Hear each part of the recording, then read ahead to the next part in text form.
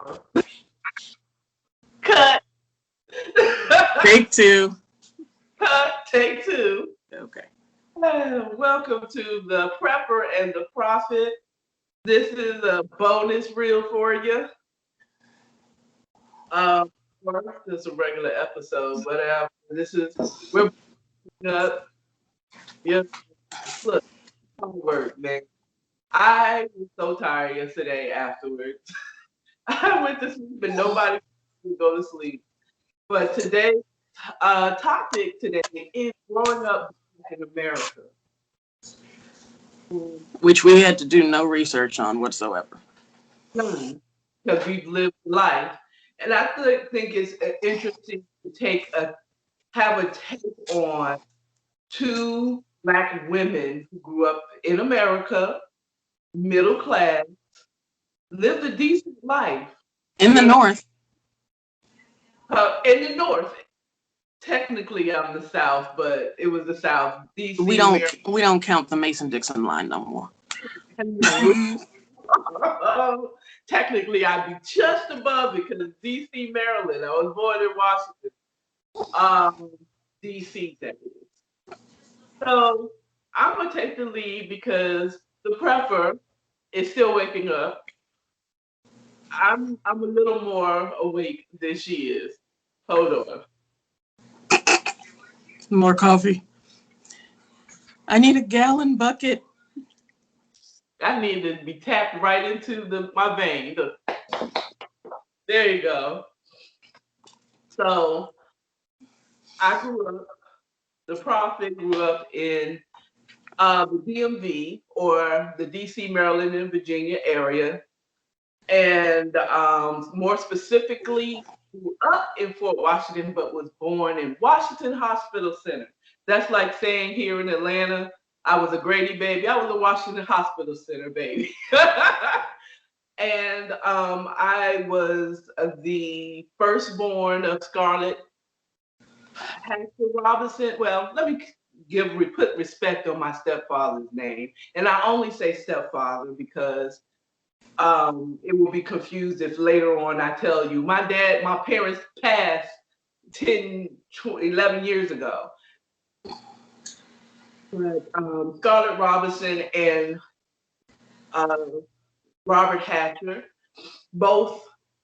My father was born in New York, and and my mom was born in Mount Dora, Florida, born and raised. She was so proud of Mount Dora. If you were there when I was there, but she repped her Florida all day, every day. And my dad reps his New York all day, every day. Okay. And New York City, not just the state, not anywhere. New York City. Okay. Okay. A Black man being born and having a middle class life in New York City, or being born to middle class Blacks, not Harlem, Manhattan. Okay? Okay. I love me Cardi B. I be doggone. So I don't know if I blanked out, but I need to stop that.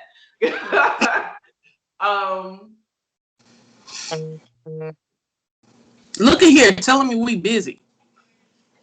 Right? Is it blanking me out? No. Okay, good. You just hear the bzz, bzz, that's it. You see me do that? Get out of here. But I was born to them. My dad was Air Force.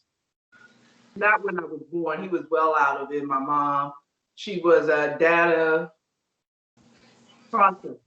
She went to school to do data processing, so she was in computers, and my dad was in photography, and he got into the computer field early. Back then that was early. This is like when they had the huge computers that took up the whole room. So he was into that, and according to my mom, they lived in Philadelphia at one point, and then they moved down after leaving Florida, they were in Philadelphia, Pennsylvania, and then they moved down to DC. I'm not sure, but I'm pretty sure it has something to do with work related that brought them down to the District of Columbia. And, because I was totally spoiled as the firstborn, you know. I have pictures. I don't know if I'll post any, probably will, just a little so you can see that I was the princess. Okay. We lived in a nice apartment complex. By the time I was a teenager, it was not the nicest place to live anymore. But back when I was born in 72, yes, 72. Okay. um, it was a very affluent apartment complex. And I found that out from my son's mother, my son's grandmother, sorry, I who was about to say, found out for myself, huh? My son's grandmother, my son's grandmother on his father's side is what I want to say. That when I told her that's where they lived, it was Southview Apartments. Oh, that was nice apartments back in the day. I'm like, what? Wow, I didn't even actually recognize that I lived a nice blessed life until I got older. Just hearing from other people and other statistics from that time that it was just unusual. Well, it was not the picture that was painted in the media that we were living. You know what I'm saying? That Black people could live a nice, comfortable, middle class life. Vacations and cars and nice homes with yards, dog, picket fence. I had all of that growing up in Fort Washington. Kind of going all over the place, but yeah, I was born in Washington, D.C., partially raised in D.C. until my parents they separated and then eventually were divorced. And my mom met my stepfather, who was an attorney for the FCC. Wow, right? My mom wasn't a doctor, though. Why don't you have a government job? Good government job, federal government job that he Okay. worked until the day he passed away. And my mom was, she met my stepfather in FCC while she was working there as a data processor back then. I remember I didn't even realize that I was playing on these big ass computers, putting the little cards through there, just like, wee! My mom just leave me in there with this big computer to sending data processing cards. Wow. So you were working know. before you knew you were working? Huh? You were working before you knew you were working? I was working. Let me find out I was doing my mom's job. I said, I don't know what kind of programs I didn't. I didn't process some programs and didn't even know it. Okay.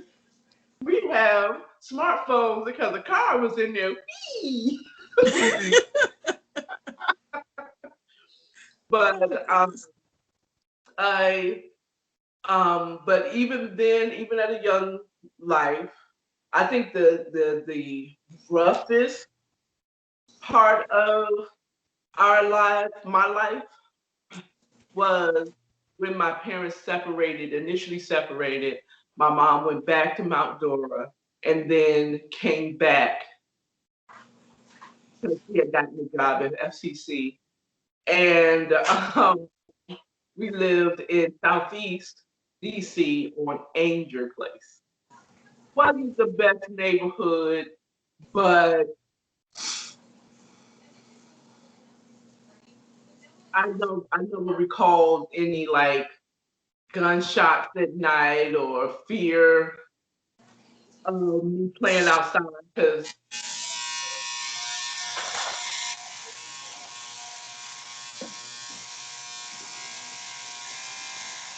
Parrot! Parrot! Parrot!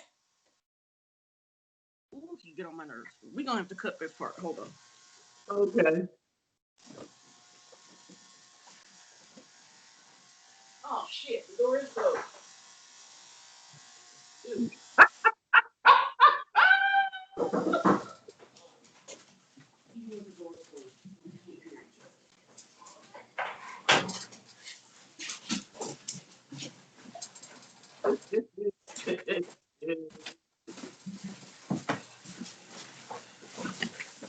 Damn, the door was closed.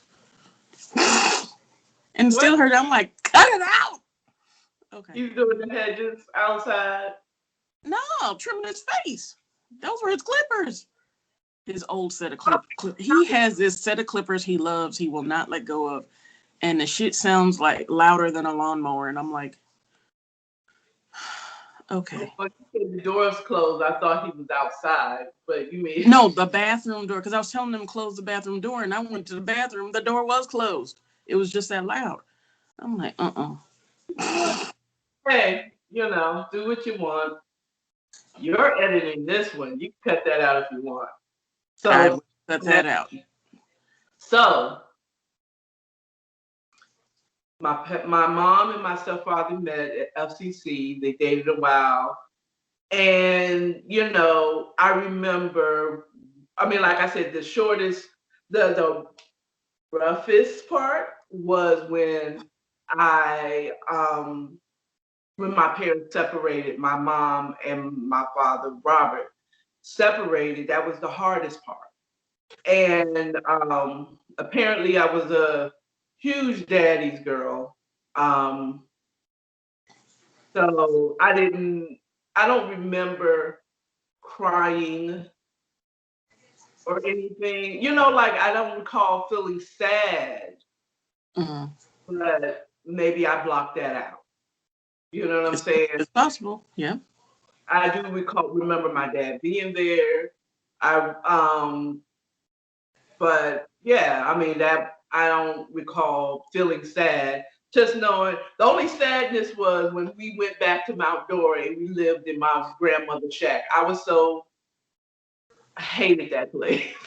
It was, I mean, when I say shack, it was a house, but I later learned that to respect that house because my grandmother bought that land in Florida. My mom's mother bought that land and had her, you know, not had her, but her brothers and her father built that house with their own hand because she had children. She had kids.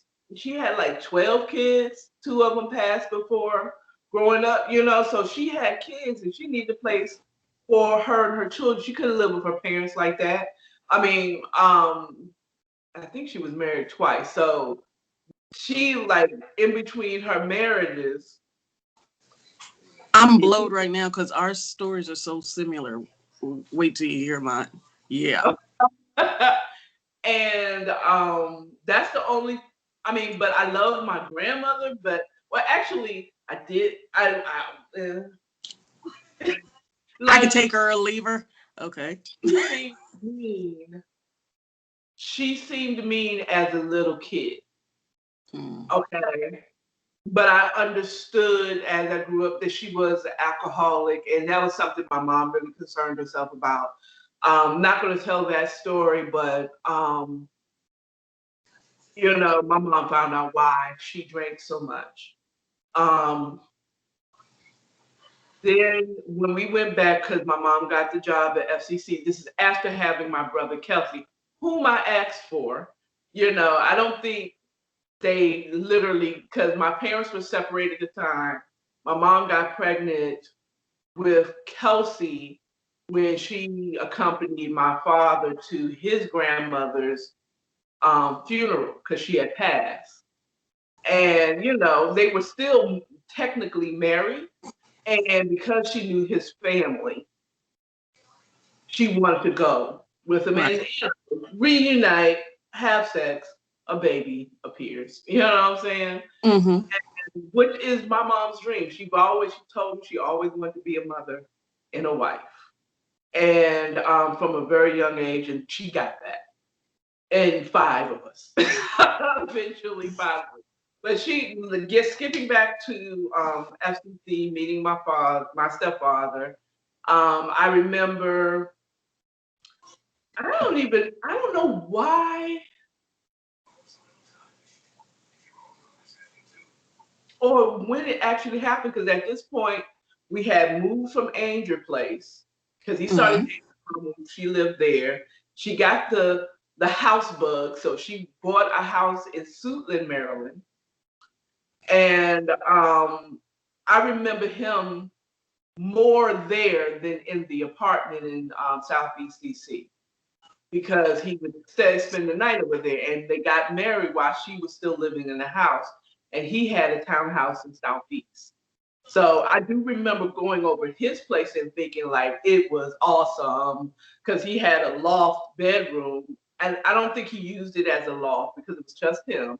He used it Mm-hmm. like a family or sitting and record player place, and he had the. I thought it was amazing, like and the leather. It wasn't real leather, but it was leather, leather couch, Leatherish. Okay. red leather. I remember to this day. I thought his place was awesome, Mm. and he really came in like my brother was a baby.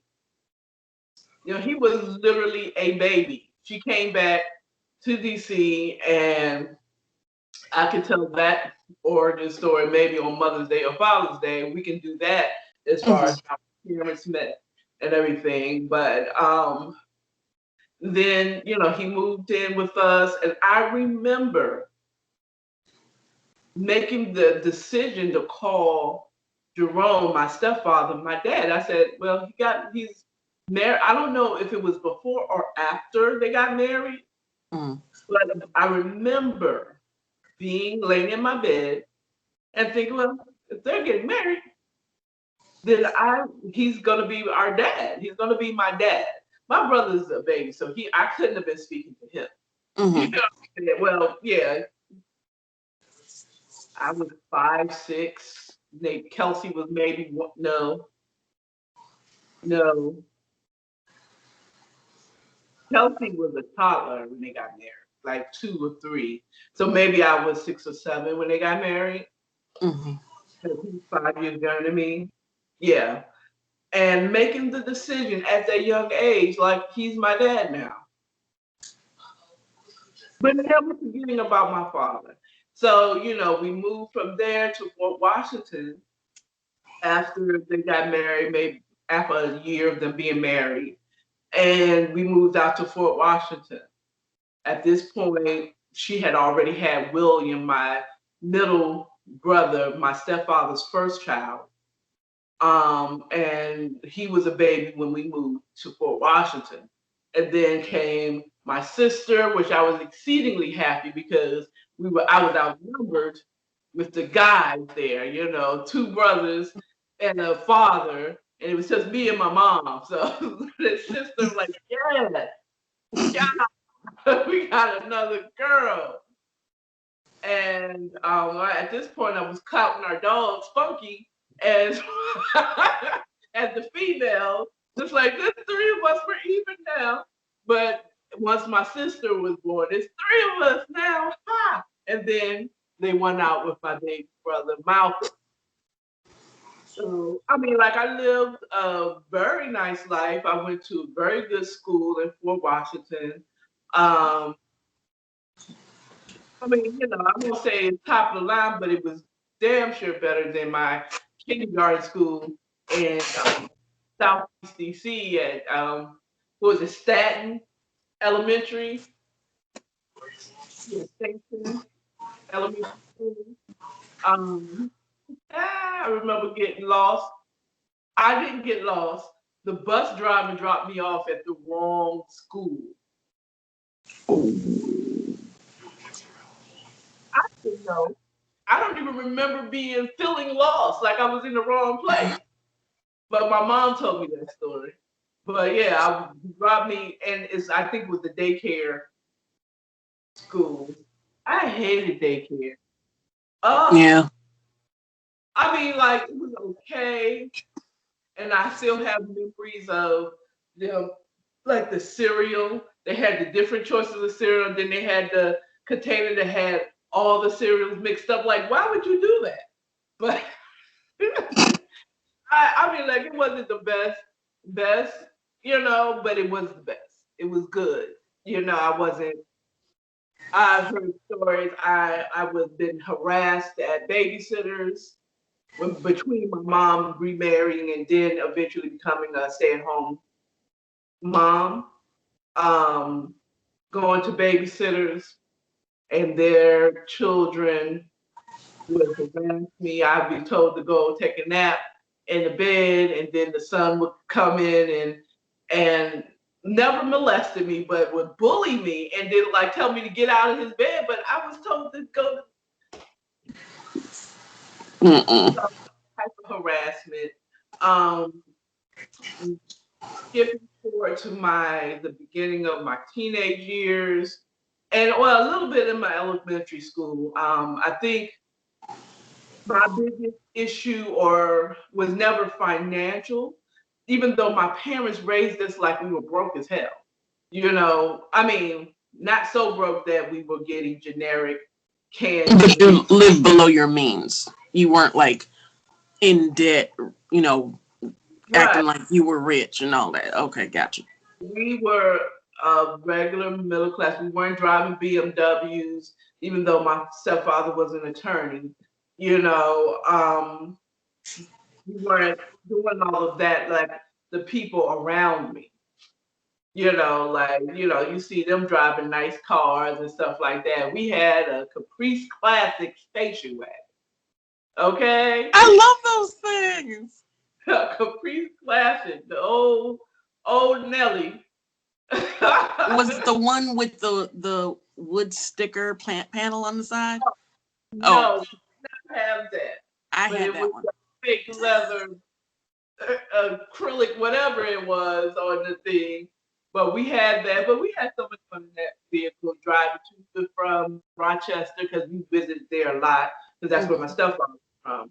And but like I said, going into middle school and high school and elementary school, my only problem was being dark skinned. And it wasn't really a problem, but I used to be teased horribly because I was dark and had short hair. I didn't have the latest fashions because there was five of us. There's five kids. My mom stayed. She was at home, even though she always had some type of side business that she was doing. Home interiors, Mary Kay. She used to make sconces for plants and sell those. I mean, she was always hustling on the side. I mean, when I say hustling, it wasn't because she had to. Right. She wanted something else to do aside from just being a parent. She was just a hustler, and I feel, and not a bad hustler, like she would hustle to have her own business. And my stepfather also, he had an ice cream shop. And he opened, I think I was 13 when it opened because I worked there. In my 13, that summer before I turned 14. So I worked there, so I feel like I get my entrepreneurship desire from them. But yet, stable 9 to 5 to see those businesses. Because my stepfather also, like the ice cream shop, they opened up an ice cream shop, but before that, he used to do wheels for separately outside of FCC, he would do wheels for people. His law degree. But the difficult years of being teased all the way from elementary school to throughout maybe the first 3 years of high school. Like senior year was like my best year, but I used to get teased horribly. I had big old glasses, thick glasses, because I have stigmatism, so they were thick and they were big, And think about the 80s, and the Yeah. glasses were always big. You Right. know, I wasn't fashionable. My mom didn't necessarily. She tried to get my hair done, like at a beautician. My mom was horrible at doing hair. Really?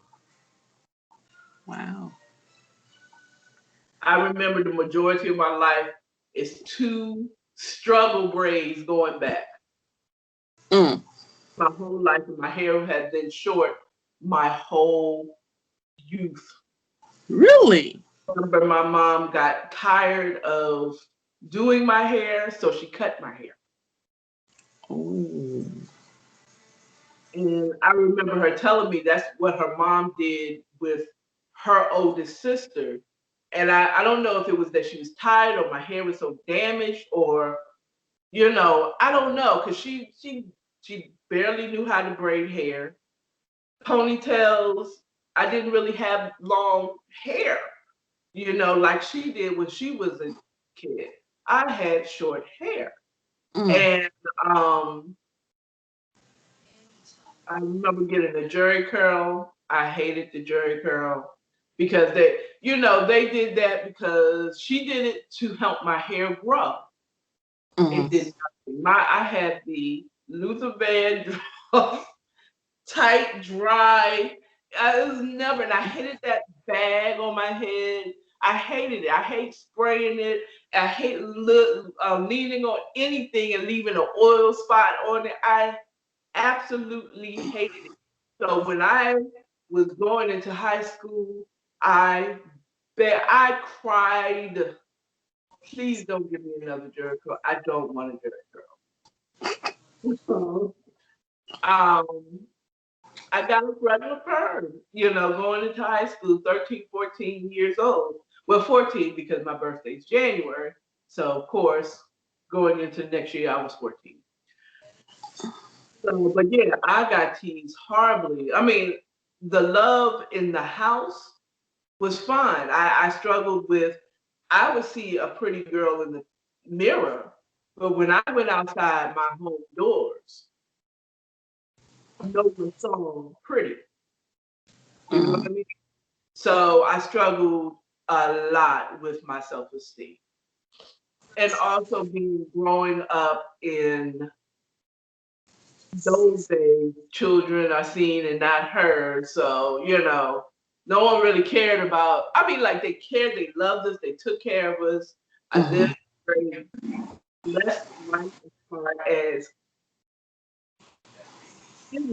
financially, I was always taken care of. We had good health insurance. We went on vacations. But every day, my mom was very frugal, and so was my stepfather. So I didn't get brand sneakers until my father came one, it was always random around that time where I need, for school shopping. And he took me and got me some Nikes. I wore them to the rubber and the sole went down because that was the only name brand sneakers. My parents never, we were Payless pros, okay? We was at Payless and Zayres, if you remember Zayres back in the day, or Bradley. So much so that one time my dad took me school shopping on a random year. And he took me to Bloomingdale. He Oh, you said the key word. Oh, Bloomingdale's. Oh. had me a complete, he had me someone that was shopping for me for my school clothes. Okay. And it was completely foreign to me. It's like, what do I don't know what to get from this store. You know what I'm saying? Mm. What to get from the store. And I remember telling him, I think on the way home from there, I went to we stopped through the Bradley, so I was like, now this is what I'm talking about. I I get the Bradley's look. You know what I'm saying? I see this is what I go. It was up the street. from where we live. And I was so used to going to shopping like that it's like I understood this. Bloomingdale is like, what who is this? Jordan? Jordan? That's not made for me. Take me to those no name G's. Not really, but but it was a foreign concept. But to think at 15, it was earlier than that. I think it was that year that I was going into high school, and my dad took me to Bloomingdale. Bloomingdale. Okay. In his BMW, you couldn't tell me nothing. I mean, some things I knew was like saying, "Oh, they got a BMW." My dad, Robert, had a BMW, but going to Bloomingdale's, and I look back like Bloomingdale had a shopper for me. He had a stylist. What kind of that? You know what I'm saying? Or good. That's good. It's like it blows my mind when I look back on that. But yeah, the only struggle I had was just the self-esteem and being teased and roasted and, as we call it in DC, joned on for, and almost even hated for being dark skinned. Like hated. Can you imagine? I didn't understand it. It was very confusing to me. It is very hurtful. Like kids are horribly mean, and adults ain't much better. You but horribly mean to me. It was like, how are you mad at me because I'm dark? You know what I'm saying? I have short hair and I got thick glasses. This stuff I can't help. Maybe the hair, but I can't help being dark skinned. I can't help needing glasses. You know what I'm saying? Right. At this point, I have no control over my clothing choices. You know what I mean? So, well, I mean, like, when I say hate, like I remember being in elementary school and there was a game where we wrote on whatever our fingers, guys, and someone would pick a finger, whatever, and whoever the guy was, that's who you imaginary went with was your boyfriend. And I remember one of the young men, one of the boys, because he wasn't a man yet, was so mad. He was like, "Take my name off your hand." Like, what? Like, really mad that I had his name on my hand. Like, dog, you are popular, you are cute. I mean, in my head. So yes, we're gonna play this game. It does not mean we are going together. Are you serious? I've had someone throw stuff at me. This is later on, as right after. I mean, like I think I was when I was working at the ice cream shop and I was on the bus. And yes, we wrote my stepfather never, not with the older kids. We didn't get no rides nowhere. Oh no, no. You're gonna learn how to get on that bus and get to wherever you need to go. Okay. And we lived out in Fort Washington, which did not have a lot of transportation. They just had rush hour. So in the summertime, I would have to take that with the adults, at 13 and go all the way down to H Street. That's H as in hat. So in the case, my vernacular. But yeah, and someone threw something at the bus where I was and said something about me being ugly. I was like, why? So being dark skinned in a very colorist Washington, D.C., Maryland, and Virginia area. Outside of that part, I really lived a good life, regular suburban child's life. Again, not having a bunch of like my biological Robert had nice things. He had at that point moved down here to Georgia, to Atlanta, Marietta. He had a house with a pool, 3 levels, BMW, remarried, remarried.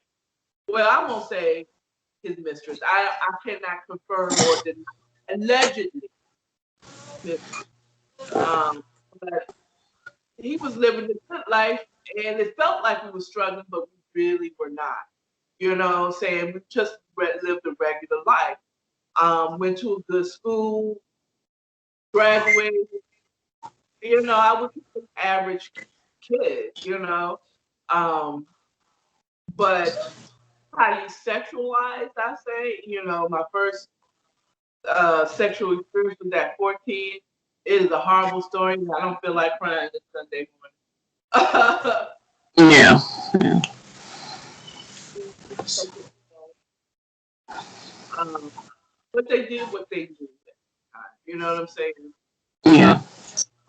Outside of that, I graduated high school, went to community college, came down here, went to college, didn't graduate, went to Georgia State, had a good college life, partying and doing all that crazy stuff.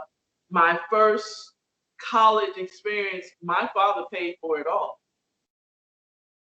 When I was at Peachey County, my father, Robert, paid for it all.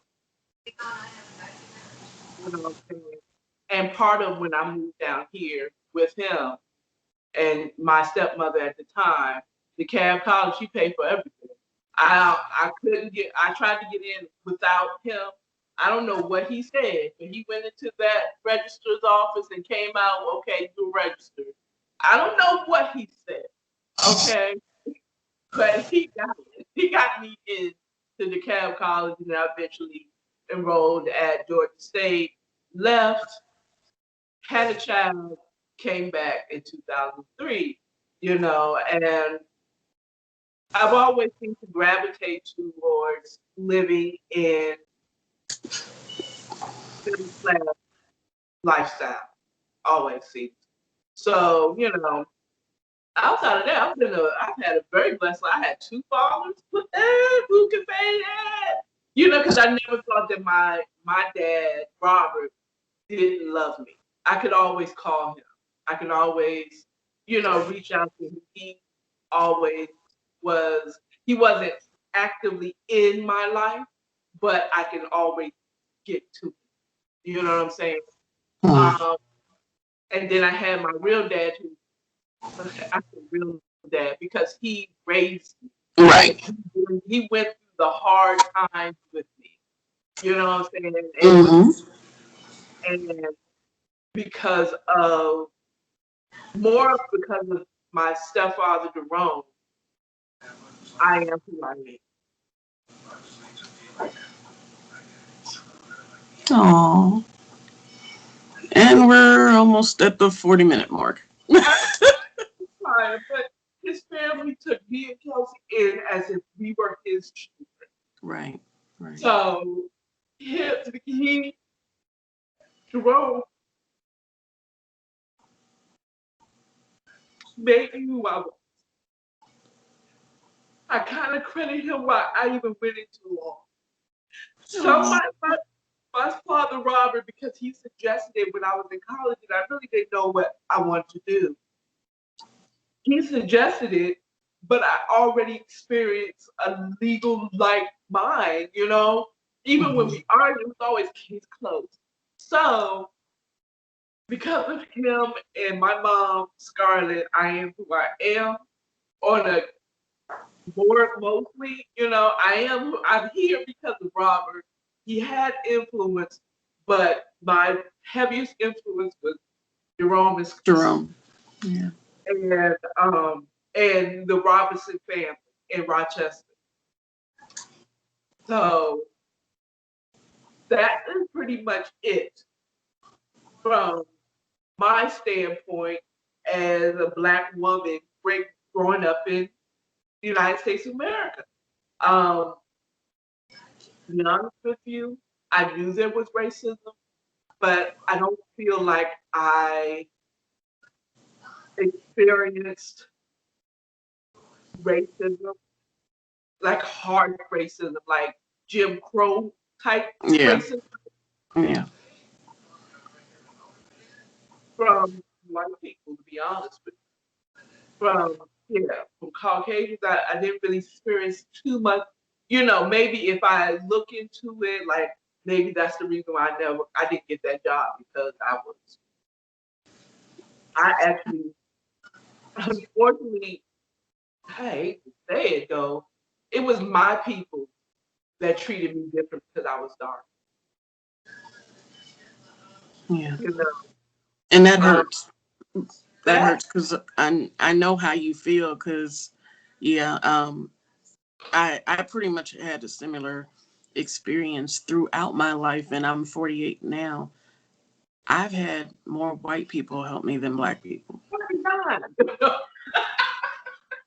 No, I'm joking. I'm joking. Go ahead. Sorry. But no, I was just agreeing with you on that. I was like, yeah, I've gotten more hate from black people than I have white people, and maybe because we're educated, not maybe not college degree, PhD educated, but we were educated enough where we're articulate and we do want better. We're not sitting in the ghetto saying, well, I need this kind of lifestyle. No, we actually strive for it. We haven't reached there yet. Yet. I say yet because we still striving for it. But yeah, I mean you and I and our generation didn't have a problem working for what we wanted for the most part, most of us. Whereas this generation and my kids' generation, they feel like they're entitled to something. And I'm like, no, no, you get off your ass and work, kind of thing. No one's going to hand you anything. You have to work for it and you have to work hard. And that reminds me of, because, I love Scandal. Oh my God, I love Scandal. I miss Scandal so much. But Eli Pope told Olivia, what have I told you from the beginning? He told her, you have to be twice as smart and work twice as hard to get half of what they have. And that was like the realest thing that I've ever heard on that show. And unfortunately, it's true. But the ones that do become twice as smart and work twice as hard, they do make it. I mean, look at the I want to say former CEO because they sold the company, if I'm not mistaken, BET. That woman, I think she's a widow now, and she's a billionaire because she sold BET. And it was owned, I mean, obviously by black people. Huh? I thought it was a man that owned BET.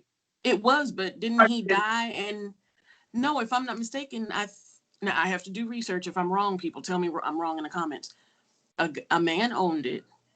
He died, so it passed to his wife, and then his wife sold it, and she's a billionaire now. I think I will No, do research on that. no, because that's not true about Kathy Hughes.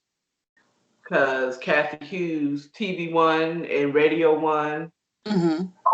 both of those channels, which also started in DC. Oh I my know God. her husband was.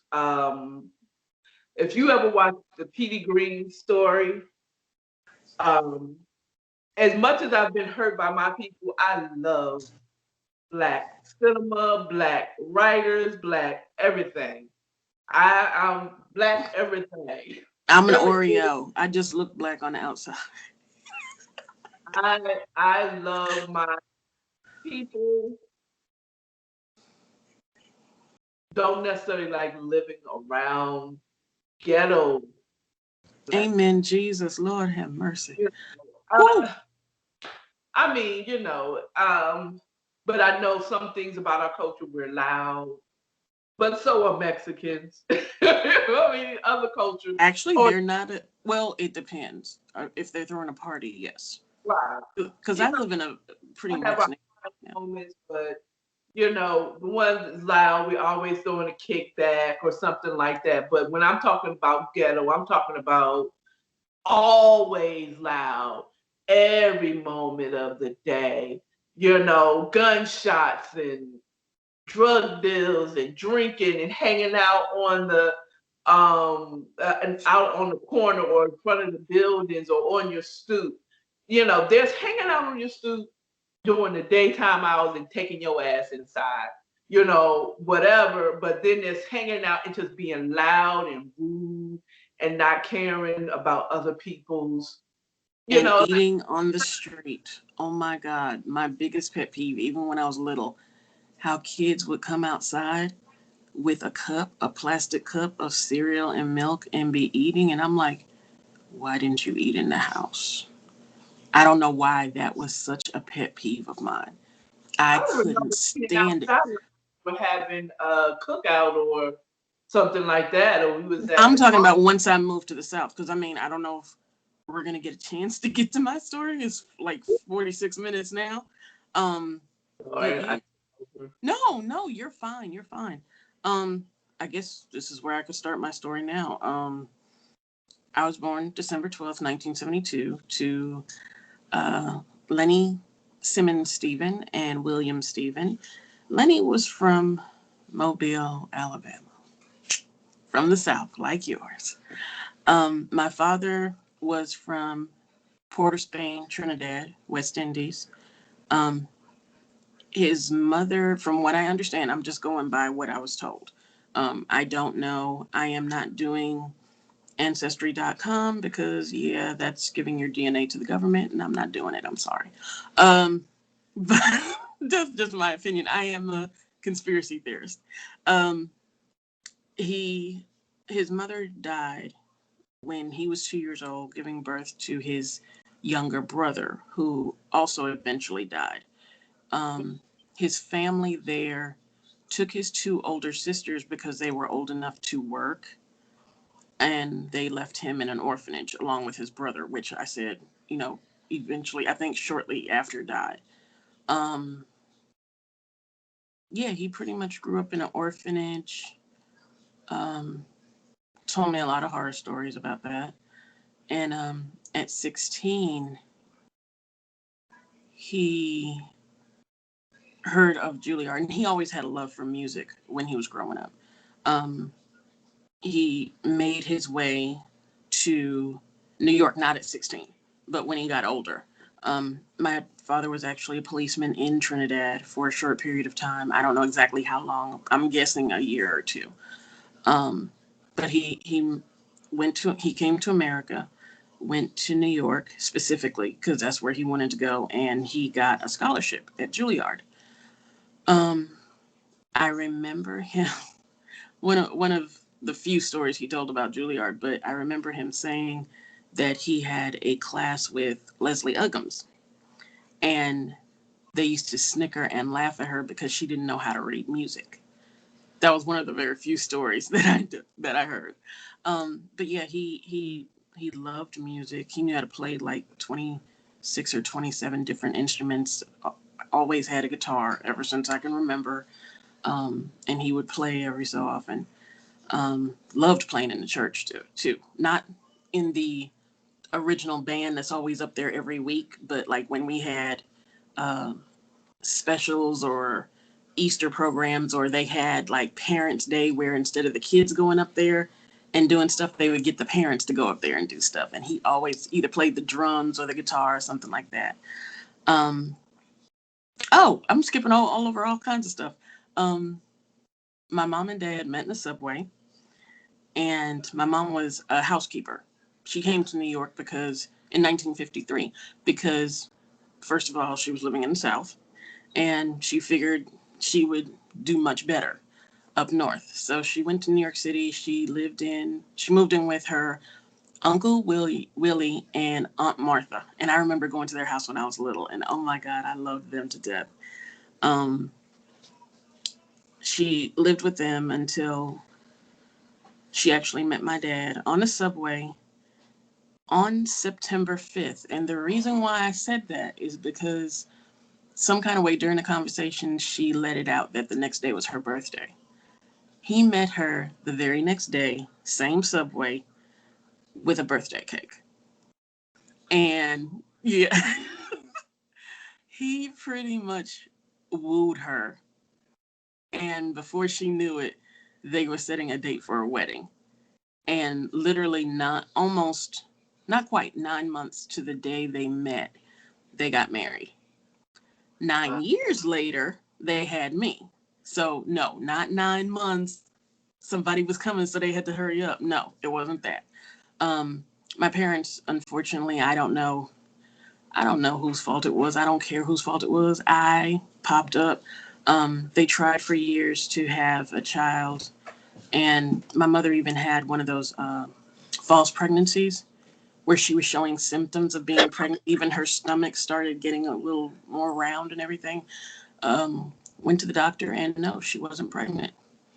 But pretty much right when they gave up, I popped up. They were like, "Oh, by the way, you're pregnant." So Because that's the same birth story, similar to with my mom and my father, Robert. They had a hard time creating yeah, me. You know, it was they did not. My mom did not get pregnant right after they got married. right. It was years later. She had me at 25, I believe. She got married to him right out of high school. Okay. See, my parents, by the time they had me when I was born, my mother was 35 and my dad was 40. And I was only child. Um, I'm not gonna lie, I was a spoiled brat. Being the only child and trying for 9 years, they had me, and then I pop up. I had over the years every Barbie doll toy imaginable. Um, hell, I had pretty much anything I wanted. I wasn't spoiled like diamonds and all that other crap. No, no, nothing like that. Talking about like Barbie dolls, bikes.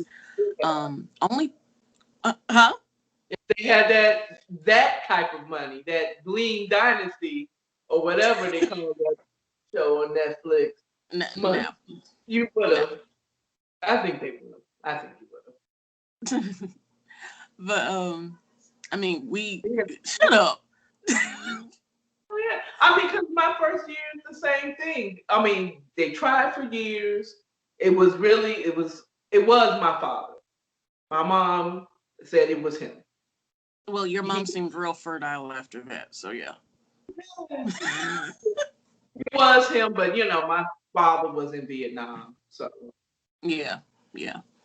Um, yeah, we grew up in, well, I grew up. They were already grown. I grew up in Brooklyn, New York, Bed-Stuy.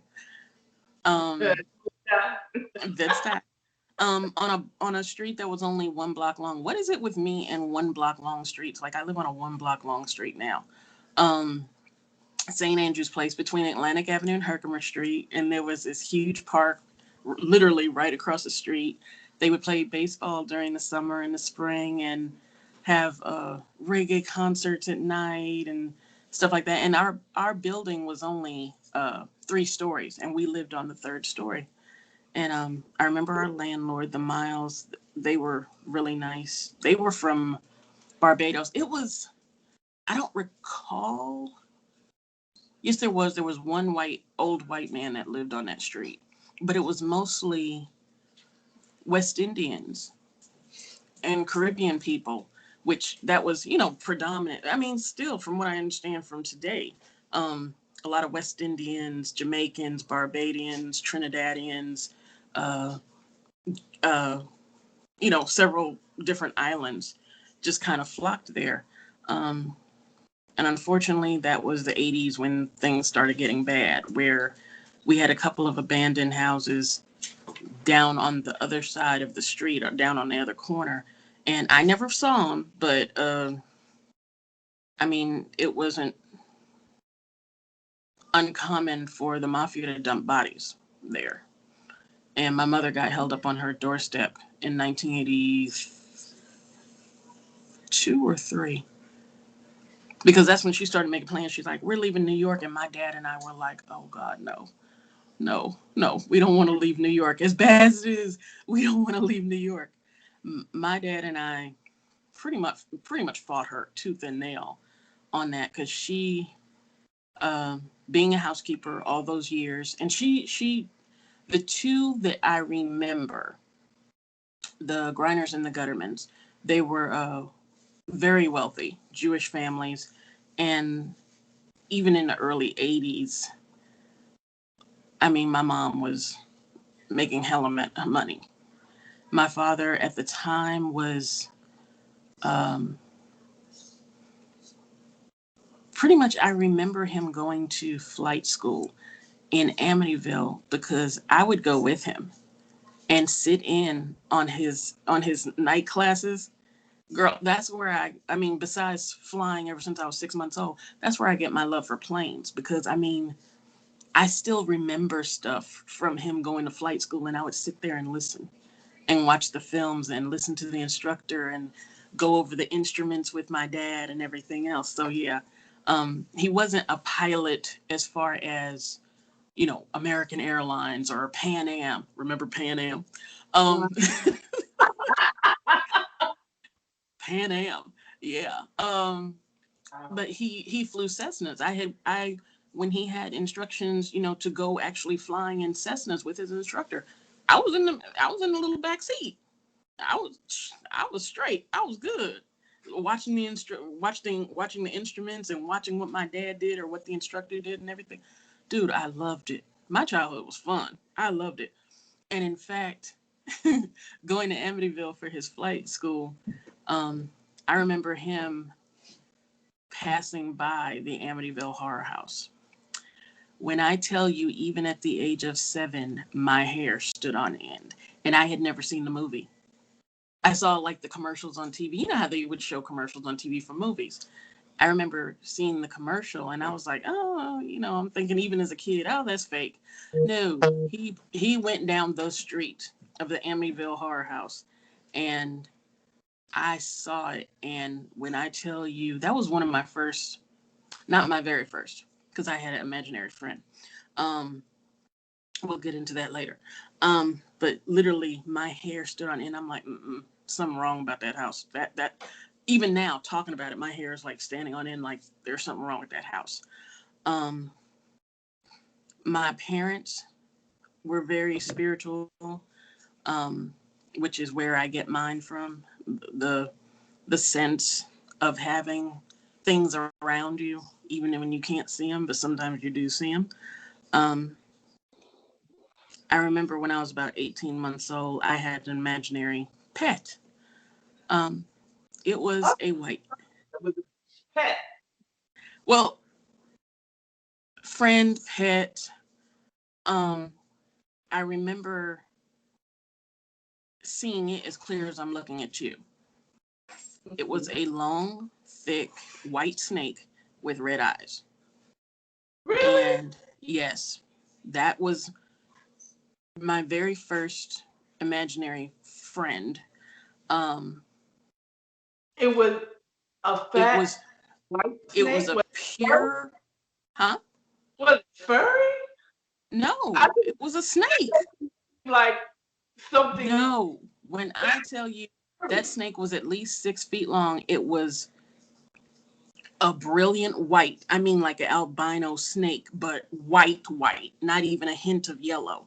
And it had red eyes. And my mom knew I had an imaginary snake thing. Um, but one day we were at her job, and it was just me and her in there because, I mean, the kids were off to school, and the Grinders were at work. She was into. I remember Mrs. Grinder. She still is, as far as I know. She's into real. She's always been into real estate, and her husband was an attorney, and that's a whole nother story because I love them. Um, yeah, I would call them mom and dad because I was so hooked to their teenagers. Mr. Grinder would come home, and it was his customary thing to get a bottle of, not a bottle, but a glass of. It was either scotch, bourbon, something brandy, something brown. And my mom or his wife would always prepare a small plate of like fruit, cheese, crackers, stuff like that every time he came home. And anytime we stayed late, whether my mom was watching the kids or something like that, he would come home about 6 o'clock, something like that. And he would go into their formal living room, which had a piano, which Jennifer taught me how to play piano a little bit on there. And he would sit in his easy chair and listen to classical music. And I would sneak in there and he would see me and he would put me on his lap and feed me. He wouldn't let me get the bourbon or scotch or whatever it was, but he would feed me like the grapes and the cheese and the crackers and stuff. So I started calling them mom and dad because their kids called them mom and dad. But anyway, whole nother story. Anyway, I had a white mom and dad too. They were the okay. Bond, but they weren't wealthy. I mean, they were regular. But getting back to the snake story, we were there, my mom and I, and they had a swinging door going from their pantry area, which was right before the kitchen, into the dining room. And my mom opened the door and let me pass through first. And she came out after me and she let go of the door. And I screamed bloody murder. And I was like, Mom, no, no. And she, stopped the door because she was thinking, okay, you're ahead of me, but maybe, I don't know what she was thinking. But I started literally crying, like tears were streaming down my face. And I'm like, you almost crushed my snake. He didn't That have, kind of, huh? what was his name? I don't know. Oh, okay. I remember seeing it. I Oh, don't okay. remember specifically speaking to it or talking to it, but it always followed me around. Oh, okay. Yeah, my mom, that kind of set her off. She said we went home and she talked to my dad about it after they had put me to bed and they prayed over it. And after that day, I never mentioned that snake again. But did you see it? No, after that day, no. Okay. But when Okay. I tell you I had a snake following me, like I said, I was young. I was 18 months old. It's one of my very first memories. Um, I remember seeing it. I mean, to this day, I remember exactly what it looked like, how long it was. I remember the red eyes, everything. But no, I don't remember it talking to me or me talking to it. It just followed me everywhere. So, yeah, my parents prayed over that and that was gone. Anyway, um, Legendary. He was real. It's called Kelsey, my brother. He was my buddy. No, oh, he wasn't imaginary at all. It was my brother. yeah, but I went to a private school, Epiphany Lutheran School in Brooklyn.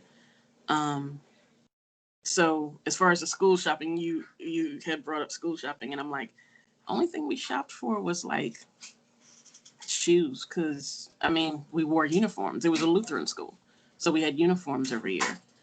Um, and then I went down to Miss Heron's, which was literally half a block down the street on the same side the street was. And she was a older West Indian woman, and she had a daycare in her house.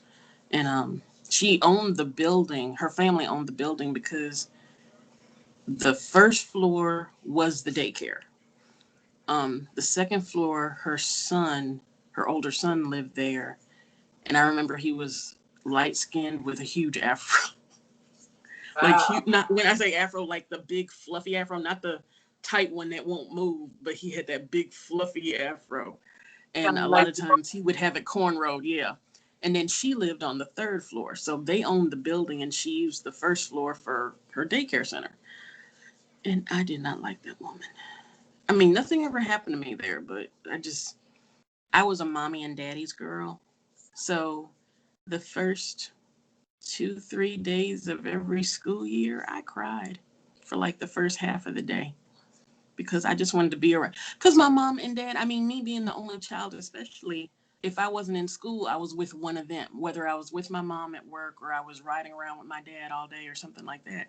So, yeah, the first couple of days of school, I was so used to being with them for the last because we got a full 3 months. Remember, we would get out in June and we wouldn't go back until Right. Labor Day. So for 3 months, I was so used to being around them. Exactly. Um. Anyway, getting fast forward to the. I was 11 when my mom started packing our stuff to move to Oh, Mobile, Alabama. I didn't know Yeah. Yes. you were younger when you moved to Alabama. No, I was 11. That's I was oh, going into 7th grade, and so I you grew up remember. in New York, and you weren't like my father, born in New York, and shortly after they moved to Florida. No, I was raised in New York, the Brooklyn specifically, the first 11 years of my life.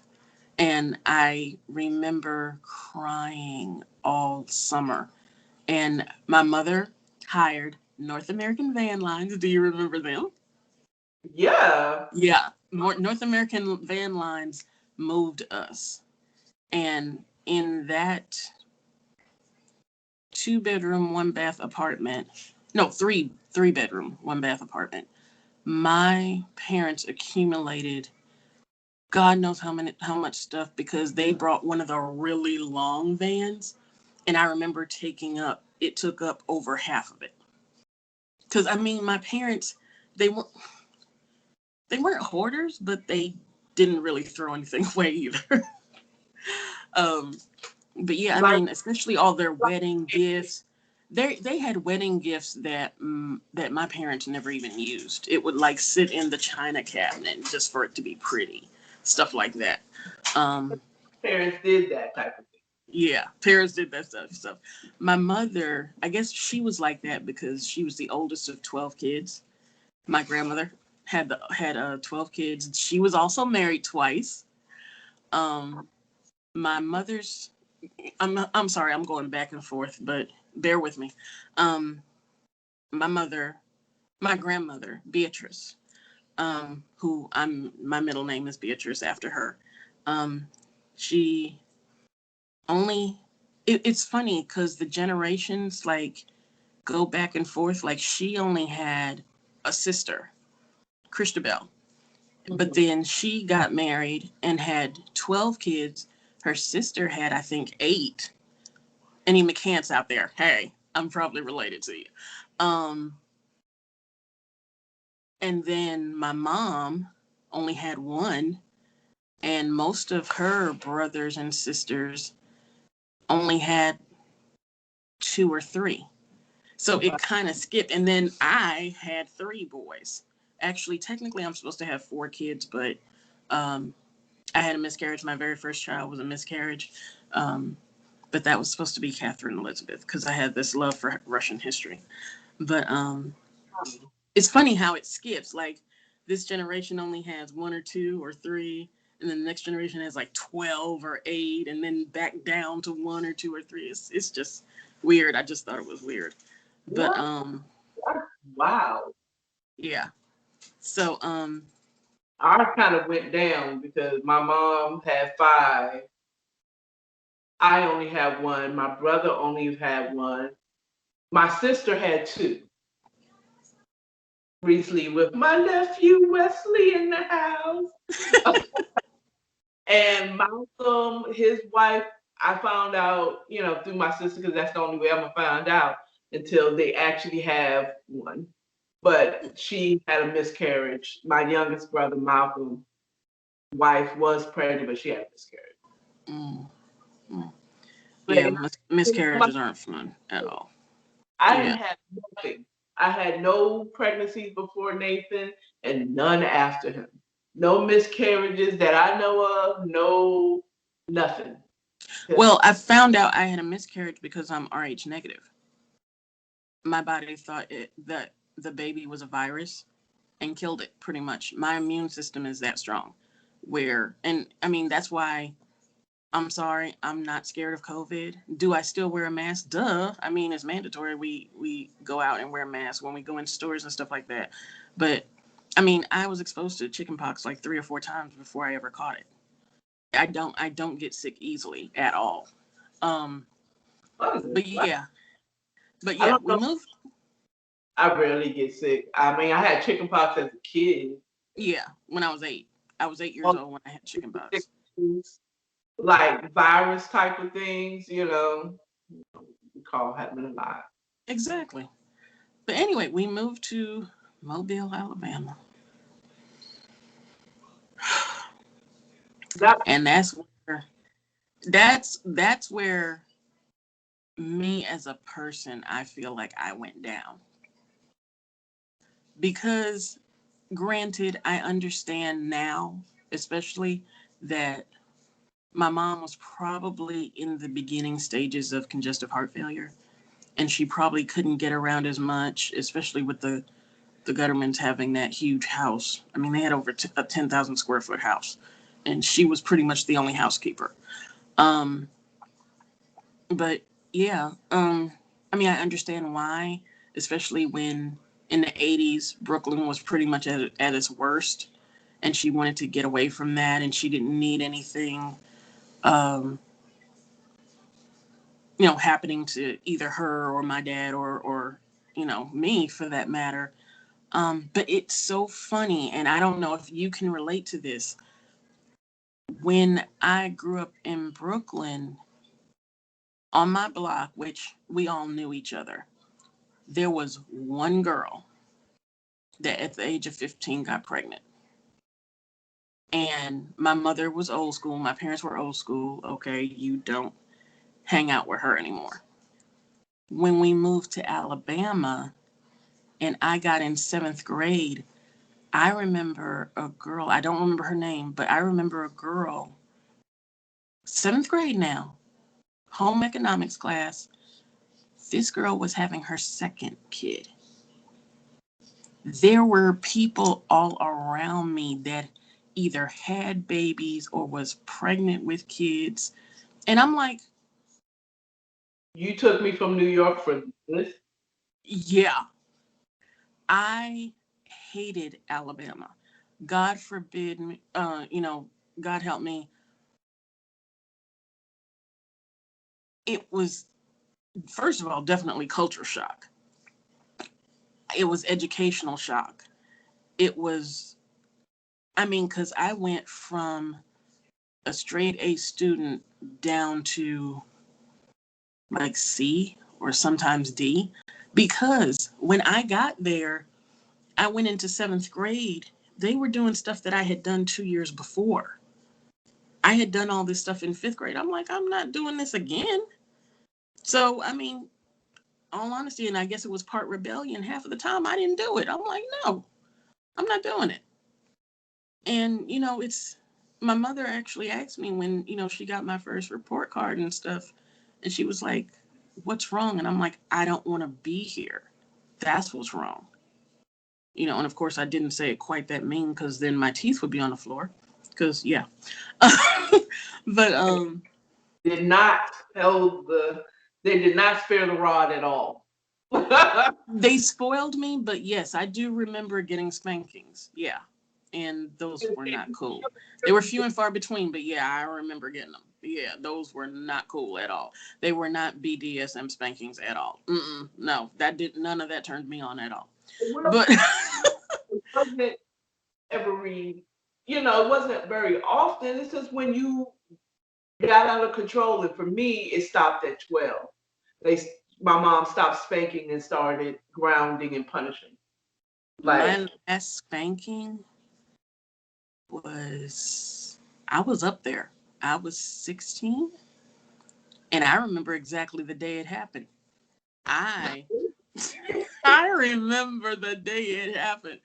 I was my mom. She actually, despite moving that Mobile, every once in a while she would go back to New York to work because I mean at the time, and you're talking like 19 like 84 all the way up to like 1990. My mom, pretty much for cleaning somebody's house was making $500 a week.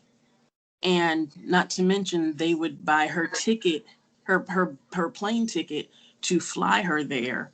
Hell, Wow. during the summer, I would get out of school and fly up there with her, spend the entire summer there, and then, fly back. I remember the Guttermans actually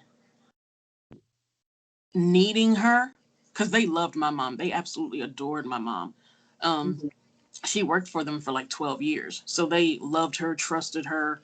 I mean, Lenny could do no wrong. I remember he was arguing. Mr. Gutterman had a temper. Oh my God, he had a temper. And he got into it with one of the other employees. I don't remember if it was the cook or somebody. And he went off on her. And I remember standing there and he said, "Who the hell do you think you are, Lenny?" And I'm like, "Oh shit." Even then I was like, and it was funny You? because wait a minute, I think it was that same cook that left, and come to find out one of their expensive frying pans were missing. Because Mrs. Gutterman couldn't find it. And they were standing around the kitchen and Mr. Gutterman looked at my mom and started smiling. He's like, "Lenny, you didn't take the frying pan, did you?" She looked at him. She's like, "Mr. Gutterman, if I was going to steal something from you, I would take that $1 million Rembrandt off your dining room wall." And he said, "Lenny, that's why I love you, because you know what? I can't stand a petty thief."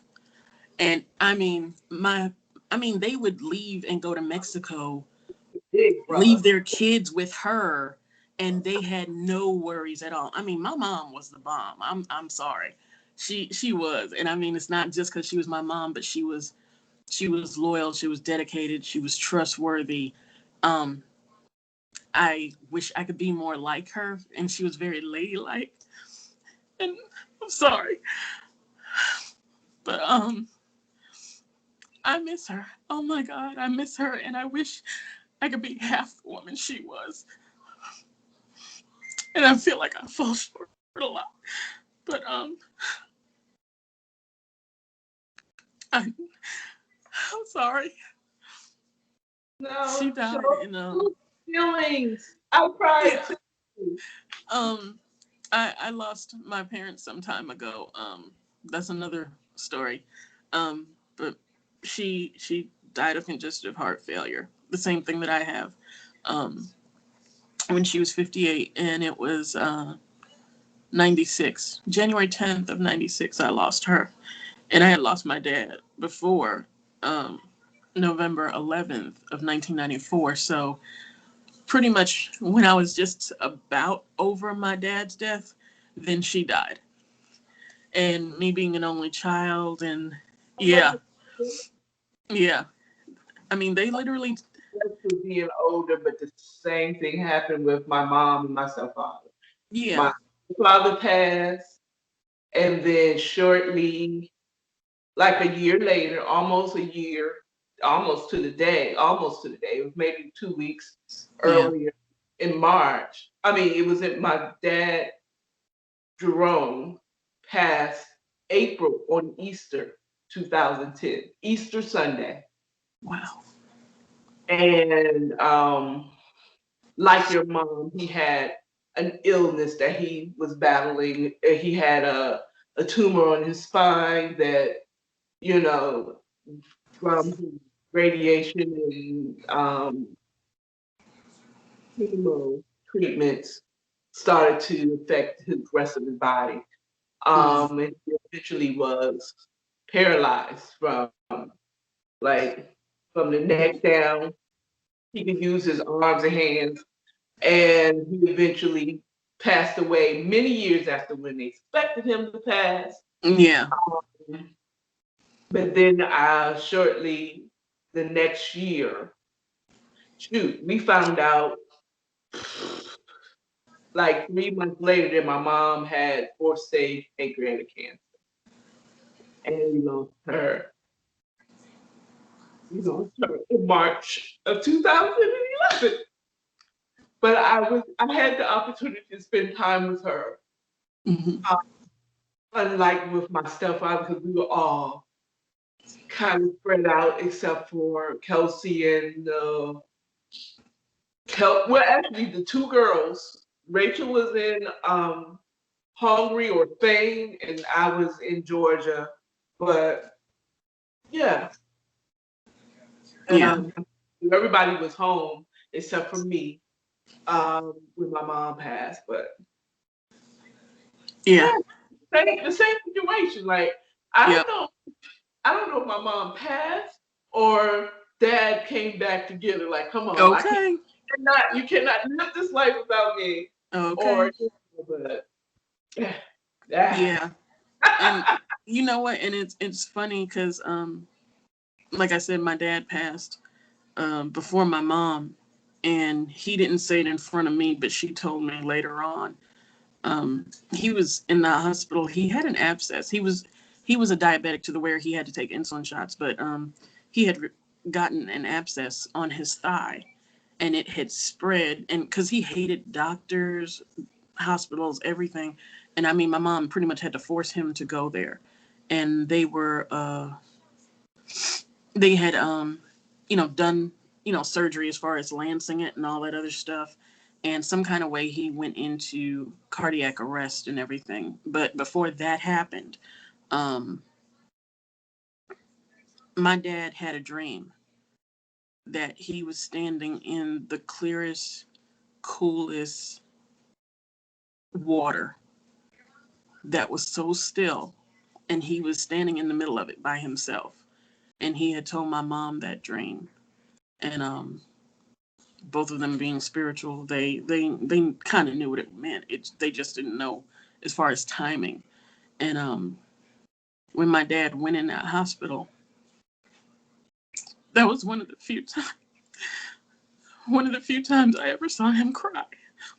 The only other time I think I saw my dad cry was when my grandmother died in '79, and we went to her funeral. I had never before seen my dad cry. I saw him cry at her funeral, and the only other time was when he went in that hospital. And after I had left, because I was driving by then, I was 21 when my dad passed, and he had told my mom, "I don't know which is worse, you leaving me or me leaving you."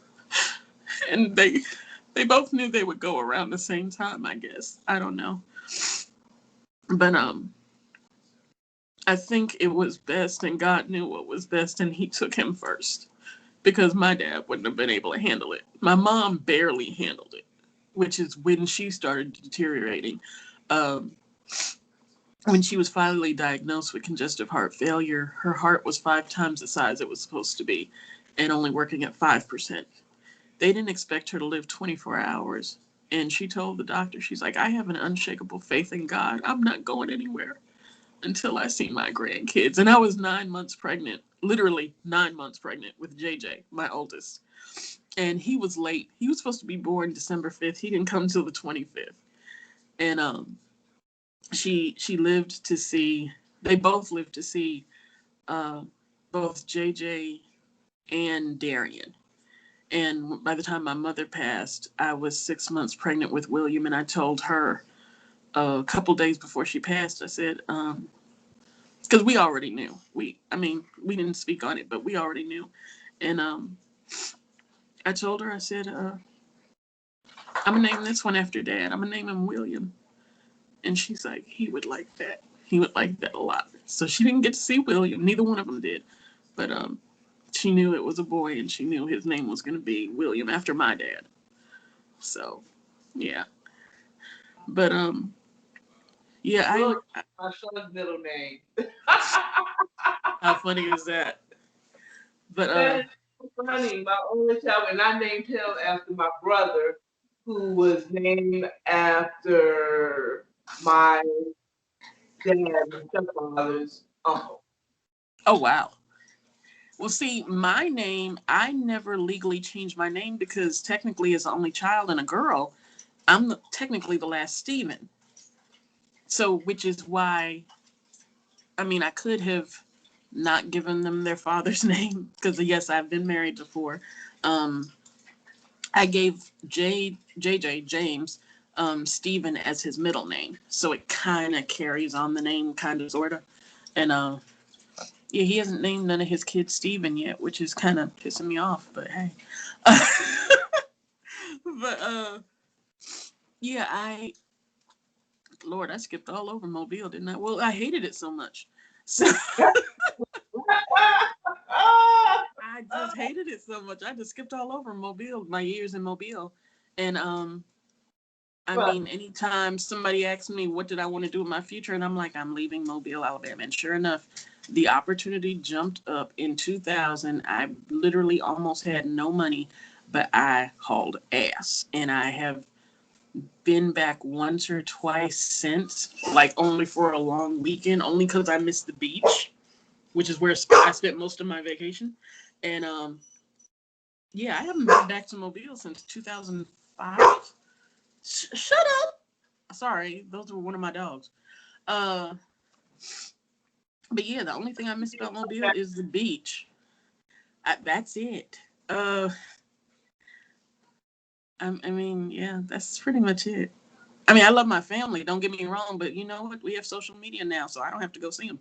I call them on, Messenger or on phone and talk to them that way. Hey, whenever you're outside of Mobile, let me know. um, Yeah, I would not move back to Mobile. I don't care if I won the lottery and had $20 million.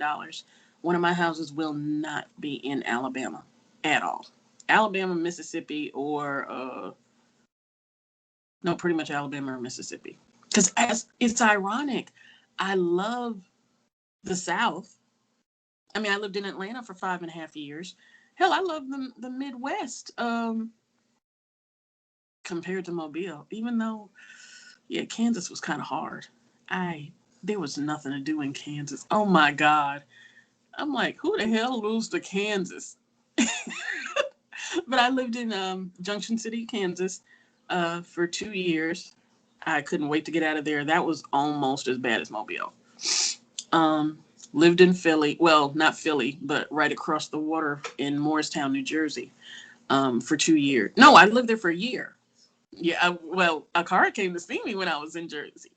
Um, but it was rough, and we loved it as far as being there, but everything was so high and jobs were kind of scarce. Even though I was working and Daniel was working, it wasn't a problem, but that was at the height of the market crash, and gas was like $5 and change for 1 gallon, and that was like regular unleaded.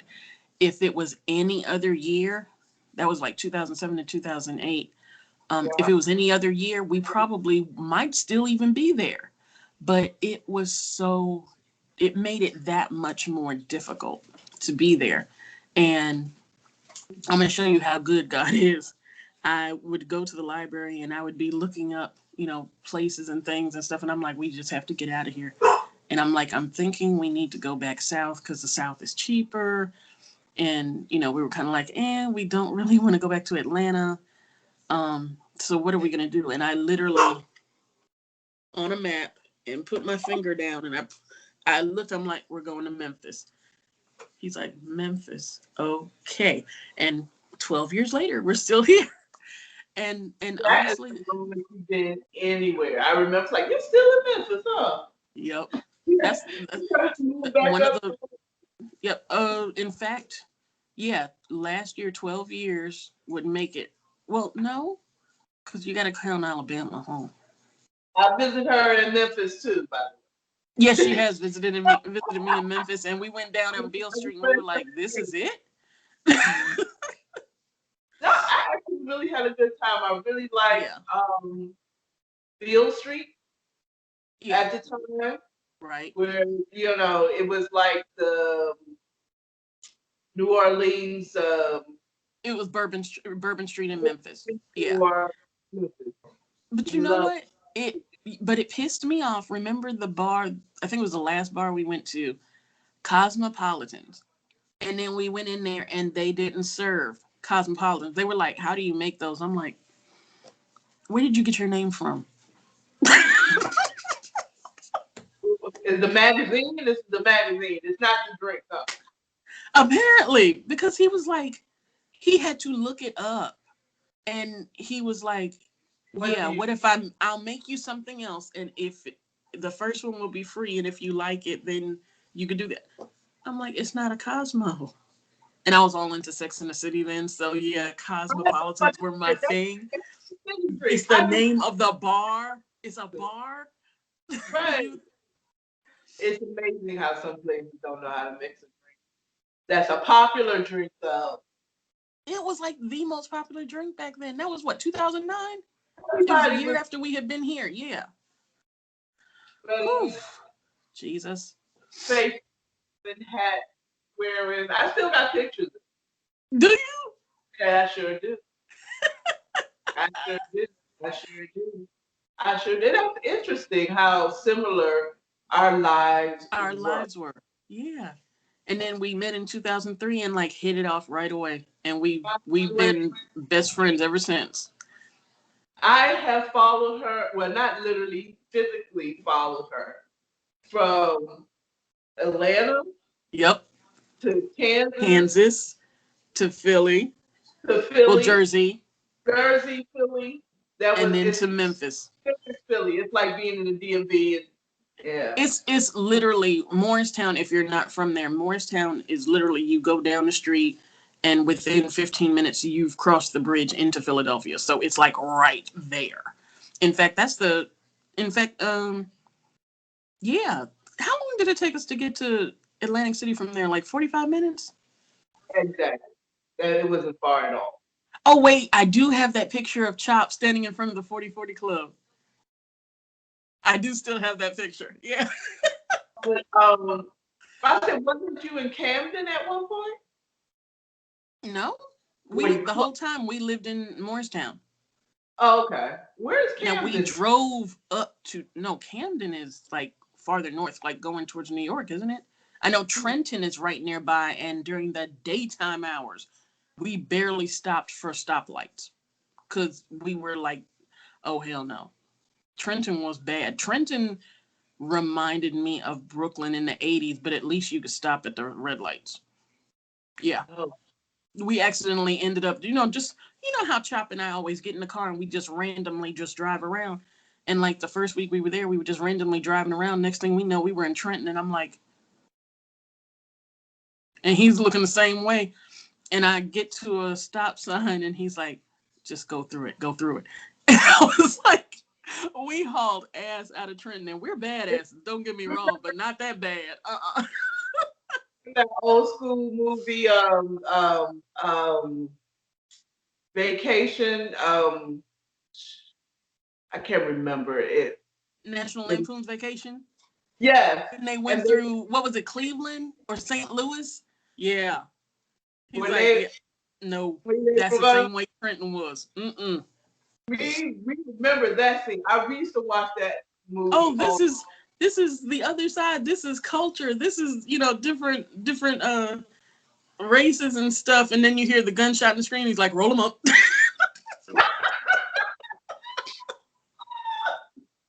Yes, that's exactly how Trenton was. Exactly, down to it. Like people standing on the side and, oh, different car, different people. Who are you? And looking, and I'm like, oh, shit, yeah, time to go, time to go. So, I'm out of here. yeah. Yeah, that's interesting. And I think that is a good, I guess I wanted to talk about it because I don't know. I always come up with my ideas of stuff that I argue to myself. I do. I talk. I don't really call myself talking to myself. I'm usually talking to God, but it's out loud and it looks. Yeah. Look in my window. It's like chick is talking to herself.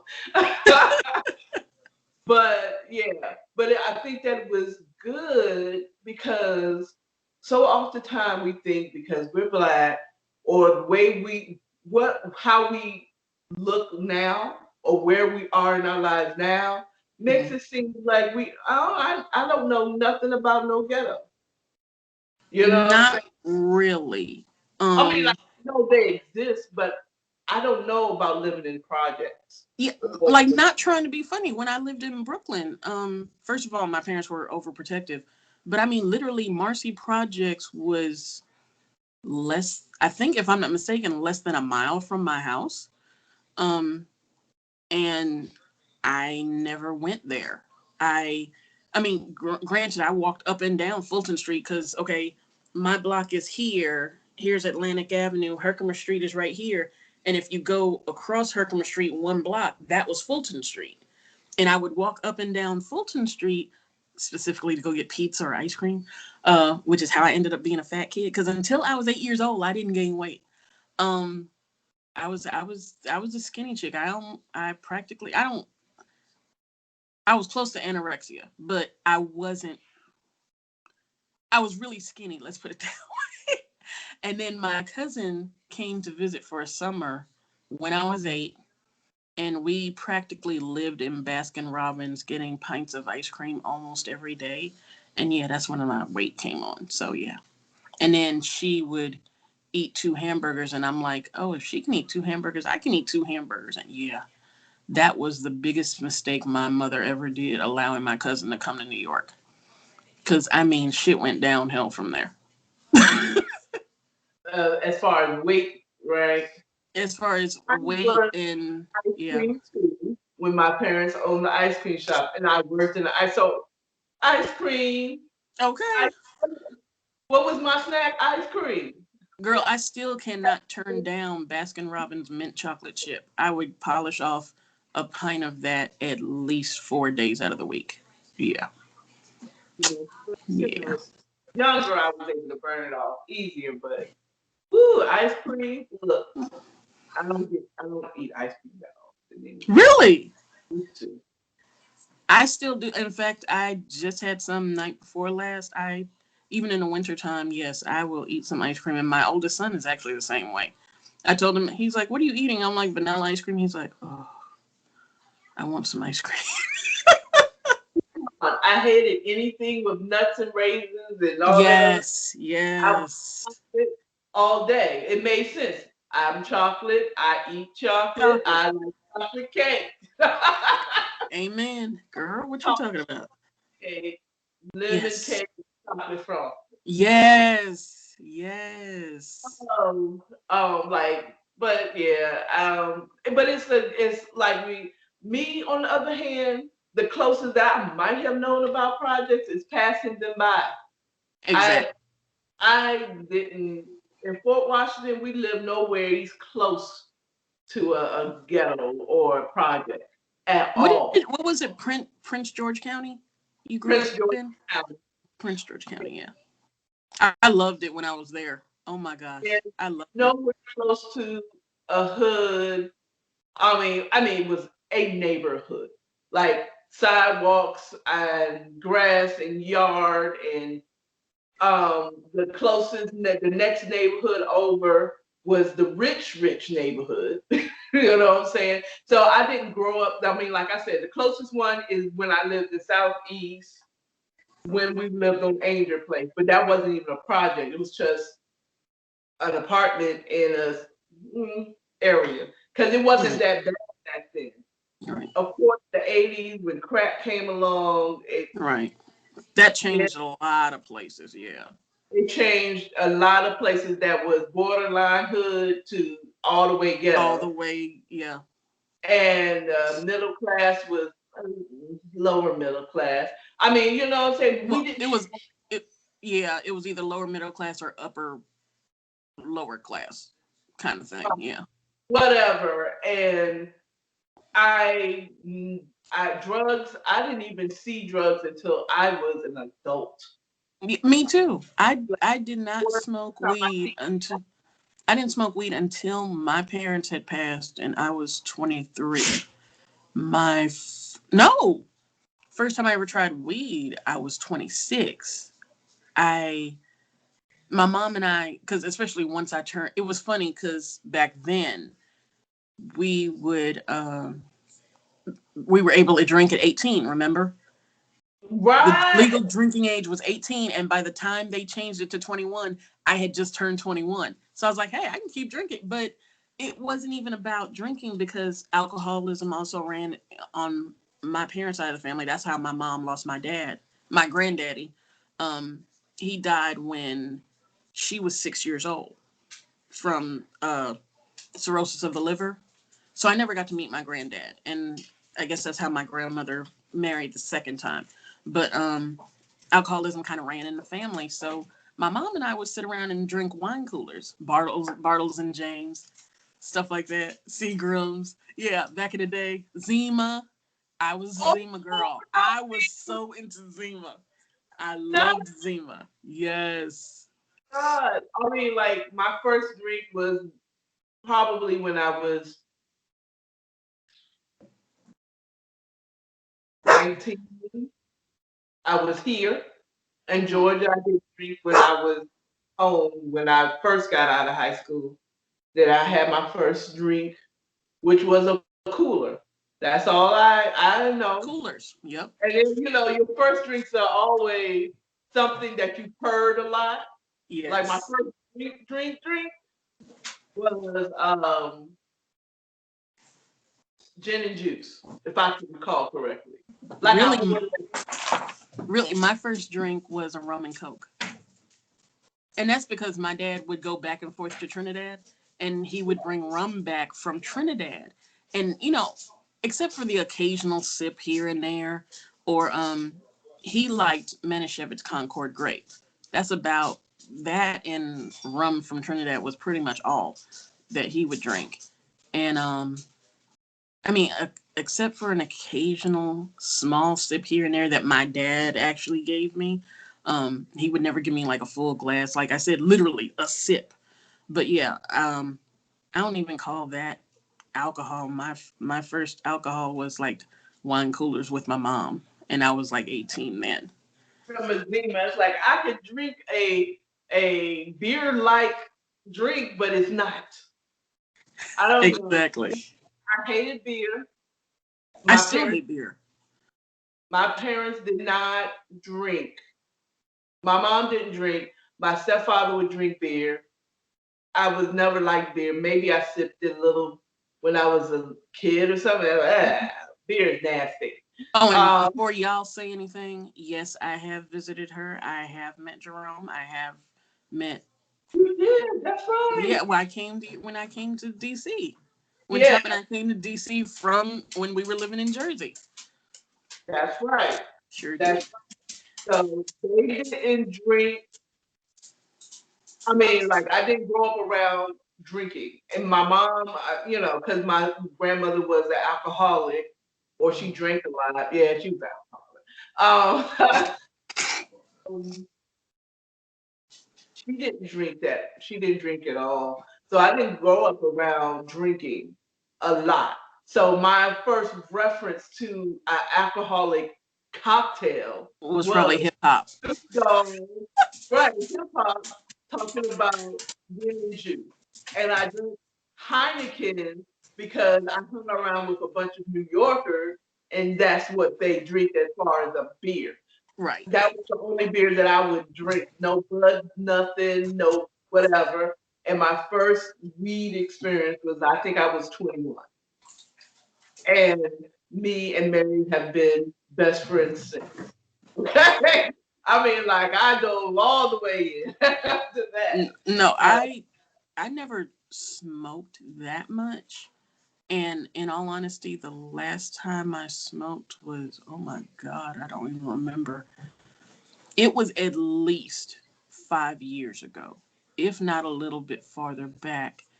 I Because by this time I was diagnosed with congestive heart failure. In fact, I was diagnosed in 2009, and I was smoking, and it kind of made my heart beat a little too fast for me. So I was like, yeah, never doing that again. Mm-mm. Yeah, yeah, I'm sorry. I am. Oh, you're fine. You're fine. In fact, we need to be cutting this close because we are up on an hour and 45 minutes. Oh, wow. I Yeah, didn't expect this to be this long. no, I didn't either. But it's interesting, good topic, but Yep. I'm gonna do that again once I sit down. Uh, that was a very interesting. Again, it's nice to know that not everybody grew up in the hood. Mm-hmm. Not those who did, but you be surprised on how many Black people grew up suburban, middle class, had a good life, um, wasn't discriminated against.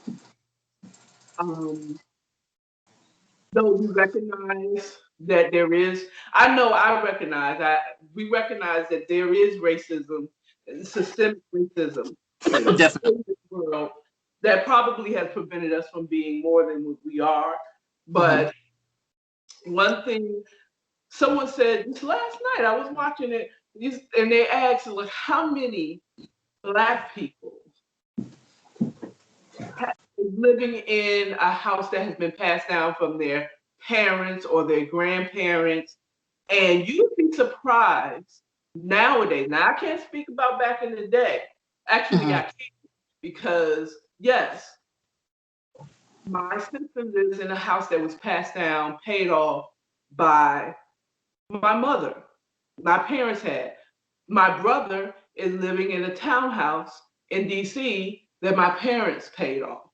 Um, One of my cousins is living in my grandmother's old house in Alabama. so we do, it's not all, though there is systemic racism, it's not holding Black people back. Maybe some that did not have that opportunity, but I question, why didn't you have the opportunity? I grew up, Or were you not trying hard enough? Yeah. right. I'm a 70s baby. Is it that you didn't work hard enough, or you never had an opportunity to see better? You know what I'm saying? Because if you don't see better, you don't know better. Better. You don't know that you can achieve better. My family have land from grandmothers and great grandparents who own land in Florida and pass that to their children. So, hey, yes, working hard, I think that's a good lesson to learn, to work hard.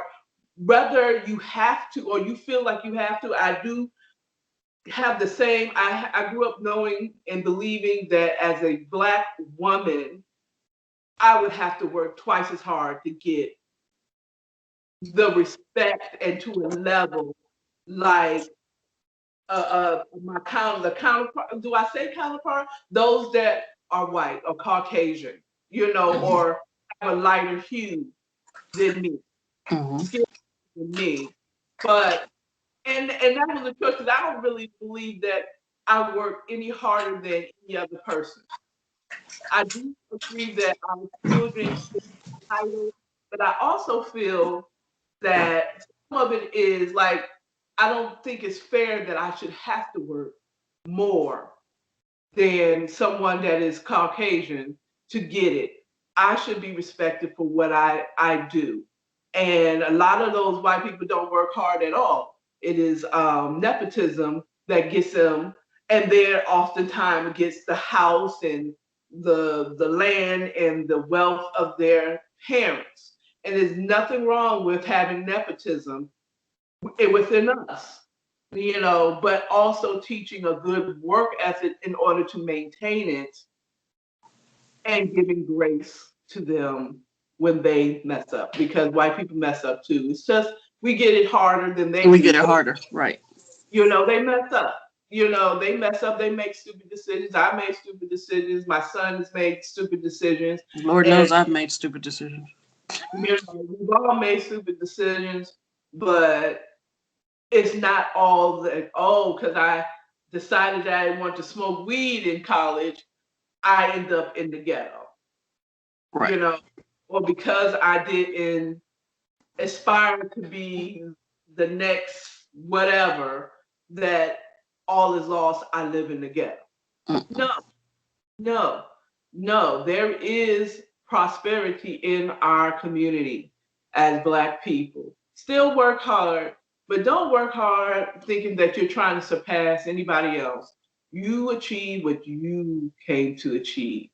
And don't let the color of your skin, your culture, or anything hold you back. Amen, sister. That's not an excuse. Sure ain't. Because there's plenty of Black success stories. And I consider me and the prepper as success stories. Buy 1 million of my books so I can really be a success story. I mean, we're success stories as in we're successful. We're still working on it. We're still success But we stories. gonna get there. We gonna get there. Because we keep working at it. So yeah. I'm here. I'm still alive. I'm doing all right. There's much more to come from us. Amen. You know what I'm saying?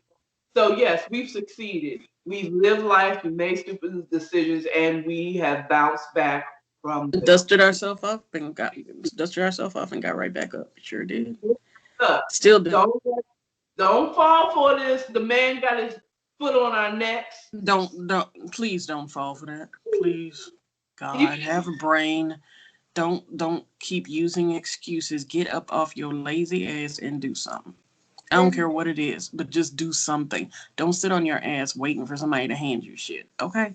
Because that ain't the way it works. It ain't the way it works. And just as easy as it comes, it will go. Work hard for it, it will stay longer. You know, nepotism is handing you something, but don't rely on that. Don't put all your eggs in, I deserve this. Because then get up your ass and work for it. Don't sit there and complain. Make a difference. Amen. And on that note, dear, we need to hurry because my battery is about to die and we are almost 2 hours in.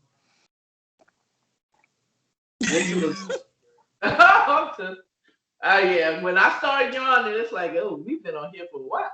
Okay. So see you later next time. I hope you enjoy. Click the subscribe button, the bell, and all that good stuff. And we'll soon start putting other information, Cash App information if you want to donate, or whatever, or not, because we hope to make money, but if we don't, I get rich because God makes me rich. Take care, people. God bless. Bye.